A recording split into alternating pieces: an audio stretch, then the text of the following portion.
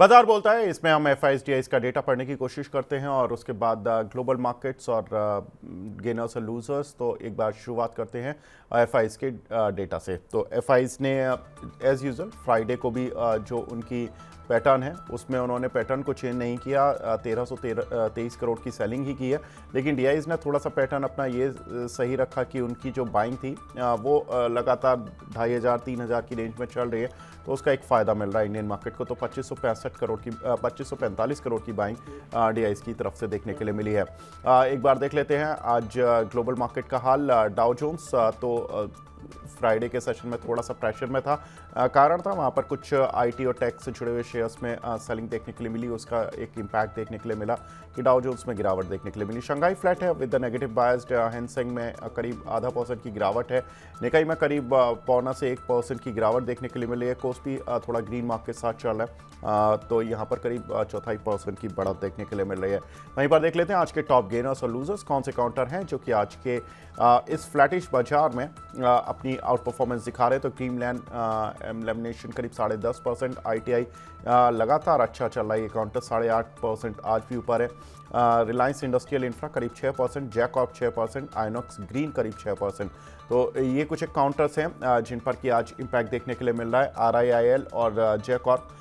यहाँ पर एक्चुअली नवी मुंबई का जो एयरपोर्ट अब मई से शुरू होने की बातें हो रही हैं, उसका इम्पैक्ट आ रहा है। उसका सीधा इम्पैक्ट अदानी समूह के शेयर्स पर भी आ रहा है, इसलिए सभी काउंटर में आज अच्छी स्ट्रेंथ देखने के लिए मिल रही है। एक बार देख लेते हैं टॉप लूजर्स कौन से हैं जिन पर की इम्पैक्ट देखने के लिए मिल रहा है। सिग्निटी टेक का करीब 7.25%, KFin Tech 5%, Intellect Design 4%, Blue Dart 4%, Fluorochem करीब 4%। तो ये कुछ एक काउंटर है जहाँ पर कि कुछ प्रेशर देखने के लिए मिल रहा है।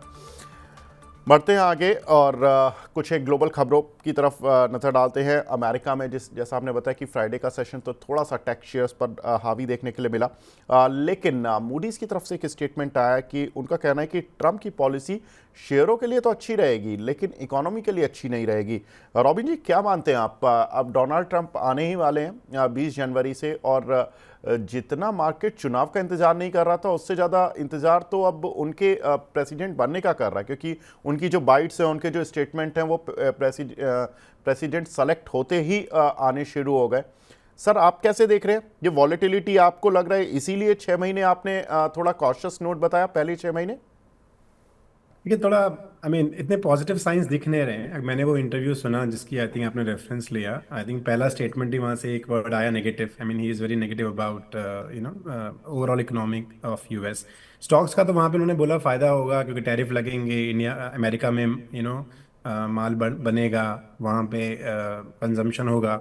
सो कहीं ना कहीं अमेरिका के वो कंपनीज जो मिड स्मॉल हैं उनका फ़ायदा होगा। लेकिन ओवरऑल जो मूडीज़ ने बोला कि ओवरऑल काफ़ी पुअर है, क्योंकि इन्फ्लेशन वहाँ पे बड़ी मुश्किल से कुछ एक लेवल पे कंट्रोल आना शुरू हुआ था। 2.75 जो लास्ट नंबर्स आए थे, फिर से इन्फ्लेशन बढ़ने की बात हो रही है। इन्फ्लेशन बढ़ेगा तो फेड रेट और कट नहीं करेगा, और जो एस्टिमेट 4 का तो वैसे भी 2 का रह गया अगले साल का।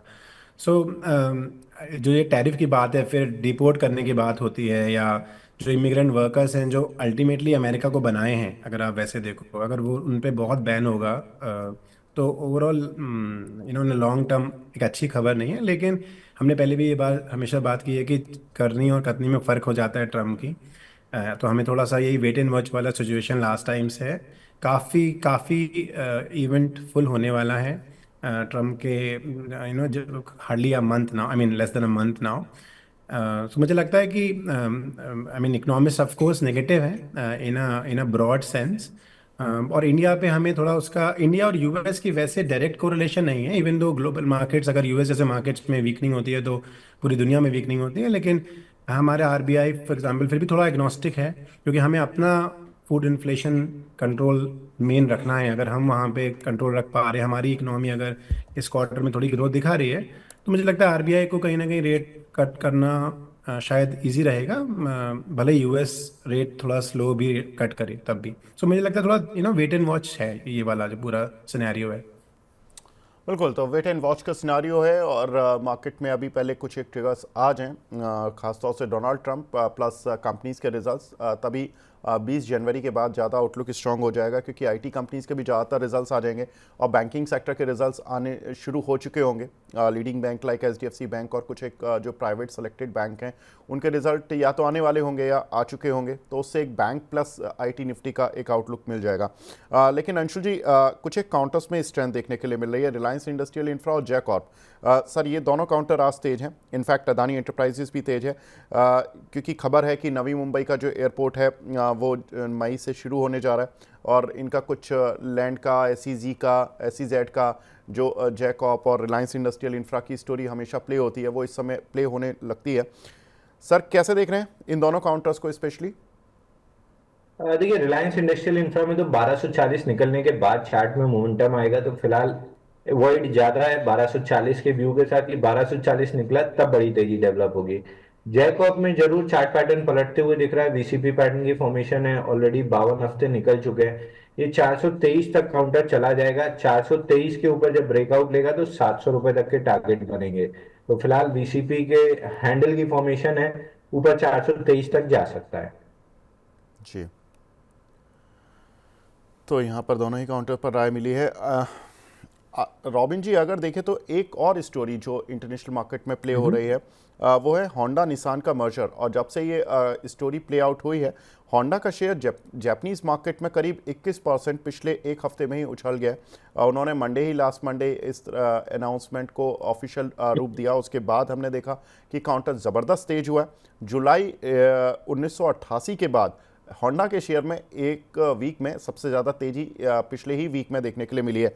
सर, ये मर्जर नहीं है, ये एक तरह का ग्लोबल सिग्नल भी माना जाए बाकी ऑटो कंपनीज़ के लिए कि जब इतने बड़े बड़े दो प्लेयर मर्ज हो रहे हैं तो कहीं ना कहीं आने वाला समय कंसोलिडेशन का होगा ऑटो सेक्टर में। कैसे देख रहे हैं सर इंडियन प्लेयर्स को?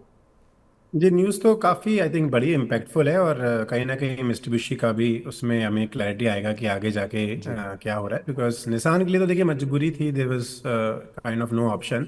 और लेकिन अगर उनकी आप स्ट्रेंथ देखो, ईवी स्पेस में आप स्ट्रेंथ देखो उनकी, होंडा होंडा के पास वो कैपेबिलिटी नहीं है जो निसान ने ईवी में बिल्ड करी। और उन्हें लगातार अपना आई थिंक चाइना का market share they are continuously lose कर रहे हैं। सो उनका जो ये कंसोलिडेशन है, ये I think they will become anyhow they have so big players across the world, and Honda और Nissan के साथ में आना, I think they will be, I mean, the third largest then auto company in the world. Consideration I think science है कि जिसकी जो capability है, क्योंकि निसान ने जॉब कट्स करी रिसेंटली, फैक्ट्री बंद करी अपनी, the reported huge losses in the last quarter. So consolidation ज़रूरी है, क्योंकि किसकी क्या एक्सपर्टीज़ है और वो लेवरेज होंडा किस हिसाब से कर पाएगा, आई मीन बहुत अच्छे से कर पाएगा जब निसान साथ में आएगा। तो मुझे लगता है इंडियन ऑटो कंपनीज पे इम्पैक्ट ये है कि एक तो दो बड़े प्लेयर मिलके जब एक उनका अच्छा खासा इंडिया में प्रेजेंस है। थोड़ा इंडिया भी एसयूवी की तरफ मूव कर रहा है। निसान ने एक आध एसयूवी ट्राई करी, इतनी चली नहीं। होंडा की मेनली सिडान लाइन्स हैं, एसयूवी लाइन्स हैं नहीं। तो थोड़ा सा उन्हें अपना इंडिया को का और मार्केट कैप्चर करने के लिए they have to of course cater to more of what India now wants. They want more compact SUV versus जो उनकी फेमस होंडा सिटी है। एक वो वाला एंगल है। दूसरा, जो हमारी जितनी भी ऑटो एंसिलरीज कंपनी होती हैं एंड जो उनका kind of market share Honda से आता है, वो कहीं ना कहीं हमें देखना होगा कि जब जब ये दोनों बड़ी बड़ी एंटिटीज साथ आती हैं, तब I mean couple of names usually I avoid, but the big names like the Motherson, right, for example, उनका अच्छा खासा रेवेन्यू शेयर होंडा से फॉर एग्जांपल आता है। तो अगर उस सेम असेंबली लाइन हो जाएंगी, अगर अगर होंडा और निसान दोनों की एक ही असेंबली लाइन यूज़ होगी, तो हो सकता है वहाँ पे उन कंपनीज के अपने लिए कहीं ना कहीं इंडिया ऑपरेशंस में जॉब इम्पैक्ट्स हों, क्योंकि they don't need double the kind of the industry that line. उस हिसाब से हमें देखना होगा कि उनकी हमारी जो हमारी ऑटो एंसिलरीज कंपनीज हैं उन पे ऑर्डर बुक पे इम्पैक्ट ना है। Otherwise, from those companies perspective, great news. I mean, Honda के स्पेशली perspective से, और हमारे लिए भी बड़े बड़े प्लेयर्स को थोड़ा सा देखना होगा। Just that for them to get more market share है मारुति से। और आप कंपेयर करोगे तो आई थिंक 8 गुना कंपनी हो जाएगी अगर आप कंबाइन करोगे मारुति के मुकाबले भी, जितना उनका ओवरऑल ईयर वाइज रेवेन्यू है। So, if they can cater very easy to the new demand of SUVs, compact SUVs in India, then of course they can get the market share very quickly, because EV का भी एक नया adoption है और Honda में EV का जो नहीं है अभी तक, वो इससे आ जाएगा बहुत आसानी से।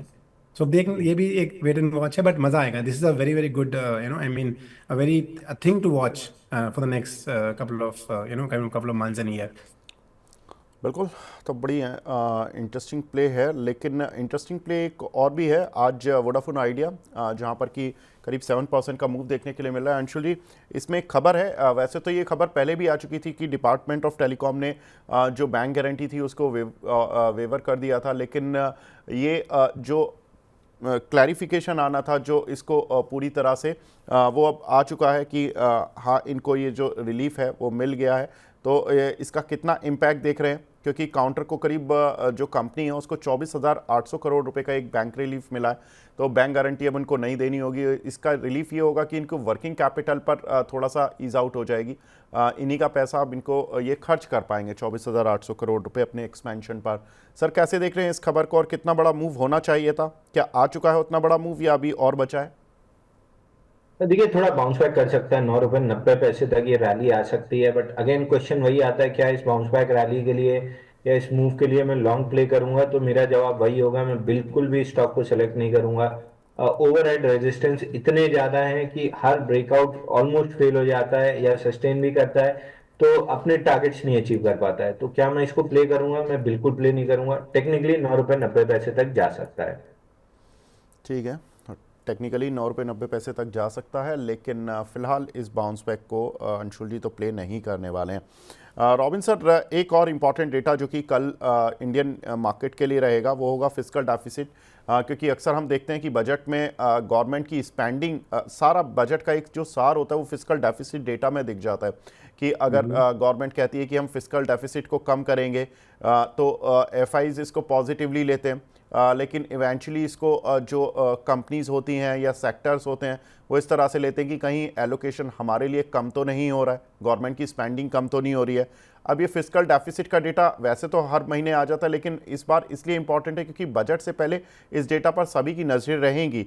और अभी तक जो पहले 7 मंथ में फिस्कल डेफिसिट रहा है वो जितना बजटेड एस्टीमेट था उसका 46% लिमिट एग्जॉस्ट हुई है। तो ये माना जा रहा है कि FY25 के लिए जो फिस्कल डेफिसिट का टारगेट गवर्नमेंट ने 4.8% के आसपास रखा था, उससे हो सकता है कि कम ही देखने के लिए मिले।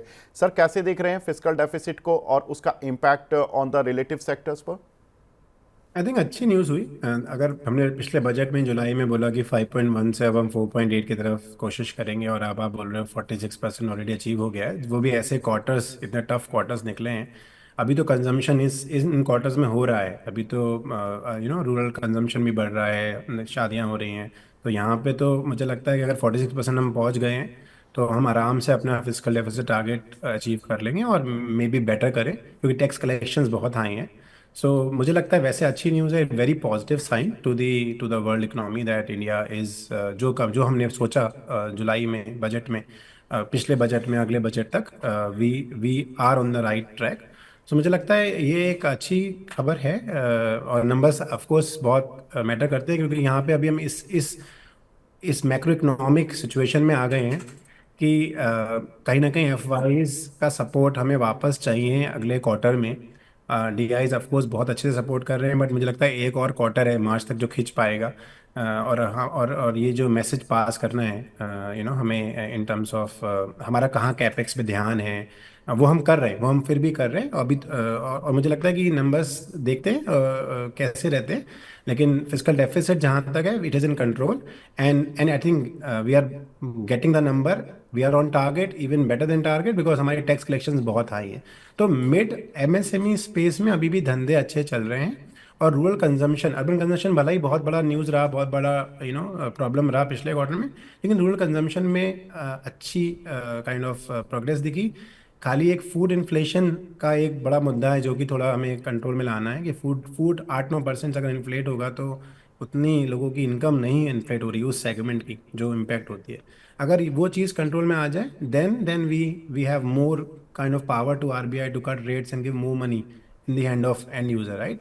सो मुझे लगता है it's a good positive thing which I am anticipating, numbers अच्छे आएंगे। बिल्कुल। अंशु जी, एक खबर और अदानी ग्रीन्स को लेकर इन्होंने दो नए प्रोजेक्ट्स शुरू किए हैं 175 मेगावाट के अलग अलग। और अगर हम देखें तो कंपनी की जो अब टोटल कैपेसिटी है वो 11,609 मेगावाट हो चुकी है। तो अदानी ग्रीन्स भले ही अदानी ग्रुप जो है भले बहुत सारे आरोपों के बीच में फंसा हो, लेकिन अपने बिजनेस को एक्सपैंड करना या उन पर काम करना ये नहीं छोड़ रहा। सर, अदानी ग्रीन्स का चार्ट स्ट्रक्चर क्या बोल रहा है? सर वैसे अगर पूरे ग्रुप की आप बात करें तो 20 जनवरी के बाद से इनकी जो दिक्कतें हैं वो ऑलमोस्ट आप मान के चलिए कि खत्म हो जाएंगी। उसके बाद इनके लिए बाहर से भी जहां से अभी तक प्रेशर आ रहा था अब पॉजिटिव न्यूज आना स्टार्ट हो जाएंगी, क्योंकि आपने देखा है सुप्रीम कोर्ट के रेजिग्नेशंस और लोग रिटायरमेंट नहीं ले रहे हैं, सीधे रिजाइन कर रहे हैं। तो वो चीजें दिख रही हैं। धीरे धीरे इनका जो कैपेक्स का प्लान था जो धीरे अभी बीच में बार बार इनको डीरेल करना पड़ा, वो 20 जनवरी के बाद से बड़ी तेजी से आप देखेंगे कि वो उस तरफ पे न्यूज बहुत पॉजिटिव आना स्टार्ट होगी। जहां तक चार्ट की बात है, अदानी ग्रीन एक बार के लिए 1210 तक खिंच सकता है जो क्वार्टरली वीवैप है। ज्यादा अच्छा चार्ट मेरे को अगर इन्हीं मतलब टॉप थ्री अगर छोड़ दें तो बाकी काउंटर में डिस्कस करें तो ज्यादा अच्छा चार्ट अदानी एनर्जी सॉल्यूशन का लग रहा है। यहाँ पे थोड़ा सा पैटर्न जो है वो ज्यादा अच्छा बिल्ड हो रहा है, क्वार्टरली वीवैप के ऊपर आज सस्टेन कर रहा है। तो ये 827 से 1,1100 पहले पहुंचेगा। अदानी ग्रीन के मुकाबले परसेंटेज रिटर्न आपको वहां ज्यादा मिलेगा, बट अदानी ग्रीन भी चल सकता है लगभग 150 रुपए। जी रोमिन जी, 2025 के लिए तीन सेक्टर जो आपकी लिस्ट में टॉप पर चल रहे हैं, और दो तीन सेक्टर जो यहाँ पे अपने प्रॉफिट बुक किया या जिनको आप देखना नहीं चाह रहे कि ठीक है 2025 को बीत जाने देते हैं, इनको अभी नहीं देख रहे। मेरा पिछला रिपीट हो गया है, लेकिन मैं फिर वही बोलता हूँ कि जी हम लोग स्ट्रक्चरली इस तरीके से अच्छे से पोजीशन है कि हमारा जितना भी कैपिटल मार्केट का प्लेस है वो बहुत ही सुंदर सेक्टर है। आजकल के पूरे माहौल में अगर आप पिछला महीना भी देखो तो जितनी भी ये डिपॉजिटरी हमारी कंपनीज हैं, जो जो आधी एएमसी चलाती है कंपनी, 20 एएमसी के पास है, 20 एएमसी के पास है, ये सारी कंपनीज बहुत अच्छा कर रही है। पूरा कैपिटल मार्केट इकोसिस्टम, चाहे वो बड़े ब्रोकर्स हो, चाहे वो बड़ा एक डिपॉजिटरी पार्टिसिपेंट एक्सचेंज खुद हो, राइट, वो सारी कंपनीज जिसको हम वेल्थ मैनेजमेंट यूजली बोलते हैं, इसके हम खुद हैं, वो बहुत अच्छा सेक्टर है।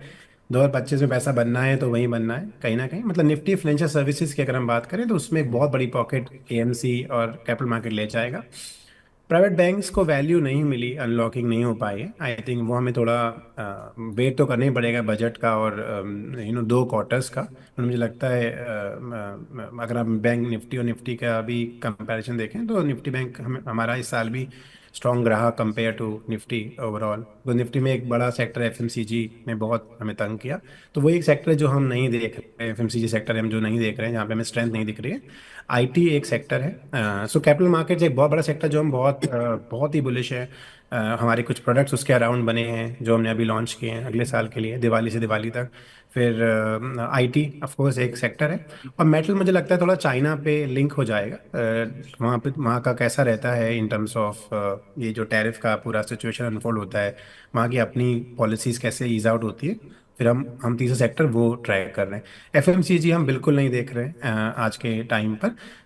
और I mean I think that is only sector we are not very very strongly position हम ओवरऑल। बाकी बीच बीच में हमें कुछ कुछ अच्छी, मैंने लास्ट टाइम बताया था, हमें काफ़ी अच्छी हेल्थ केयर डायग्नोस्टिक चेन्स मिली। कुछ Hyderabad based well run hospital chains and diagnostic chains जो कि अच्छा कर रही है। तो जितना भी इंडिया, आई मीन जितना आप कंजम्पशन लेड ना देखो directly in terms of the real retail consumption, but जितने भी सेक्टर्स जो जैसे पूरी journey, demat growth journey and pan card growth journey and tax payer journey पे जो सेक्टर्स इवॉल्व करते हैं, और एक the entire health care kind of sector which any how बिना किसी साइक्लिकल वजह से वो यू काइंड ऑफ यूज दो सर्विसेज। सो ये सेक्टर्स पे हम बुलिश हैं। थोड़ा सा बस एक वेट एंड वॉच सिचुएशन को देखना चाहते हैं, because we want to adopt our portfolios to ever changing situation अभी। इसलिए मैं बोल रहा हूँ 1 क्वार्टर तक कुछ भी चेंज नहीं करिए, जैसे आप बने हुए बने रहिए। नया कुछ भी नया माल नहीं लीजिए, वो अल्टीमेटली जाके फिर आपको परेशानी करेगा। आप पूरा ये मार्च तक स्टेबल रहिए। नया फाइनेंशियल ईयर अप्रैल से स्टार्ट होगा। I am sure lot of clarity would come by that. ठीक है, रॉबिन जी ने बता दिया है कि कौन सी पॉकेट्स हैं जहां पर कि आपकी पॉकेट्स जिनकी वजह से हैवी हो जाएगी इस साल में, और कौन सी पॉकेट्स हैं जहां से आपको दूर रहना है। बिल्कुल अंशुल जी, लेकिन कुछ एक दर्शक हैं जो आपसे बात करना चाहते हैं और आपसे कुछ सवाल पूछना चाहते हैं। बबीता जी, पहली बात तो हैप्पी न्यू ईयर बोल रहे हैं, आपको भी नया साल शुभ हो मैम।